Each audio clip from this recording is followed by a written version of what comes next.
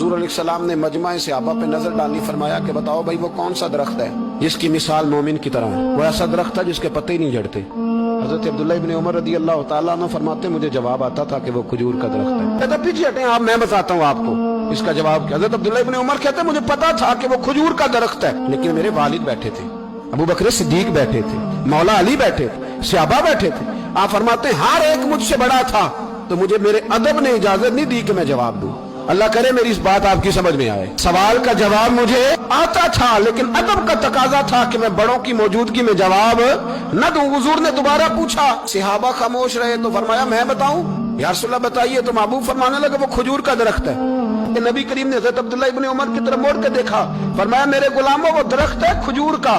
अब्दुल्ला को जवाब आता था, इसे पता था कि वो खजूर का दरख्त है, लेकिन तुम्हारे अदब की वजह से ये खामोश रहा। मेरे रसूल करीम अलैहिस्सलाम के गुलाम जिनके इल्म पर मेरे नबी को इतना एतमाद है कि हुजूर ने फरमाया मैं इल्म का शहर हूँ और अली उसका दरवाजा है। और जनाब उमर फारूक जैसे लोग कहा करते थे कि अगर अली हमारे दरमियान मौजूद ना होते तो हम तो हलाक हो जाते। इनके मशवरे, इनकी बातें हमें महफूज रखती हैं। हजरत अली फरमाते मैंने नबी पाक से एक सवाल पूछना था। ऐसा तो नहीं ना कि उन्हें बातें नहीं आती थी, उनके तो इल्म का ये हाल है कि हुजूर ने फरमाया मैं अगर शहर हूं तो अली उसका दरवाजा है। तो फरमाते हैं कि मैंने नबी पाक से सवाल पूछना था। सवाल 14 दिन मैंने इंतजार किया।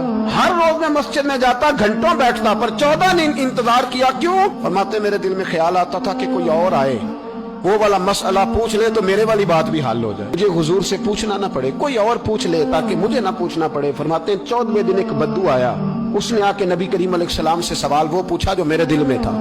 फरमाते नबी करीम जवाब उसे दे रहे थे और मेरी तरफ देख देख के मुस्कुरा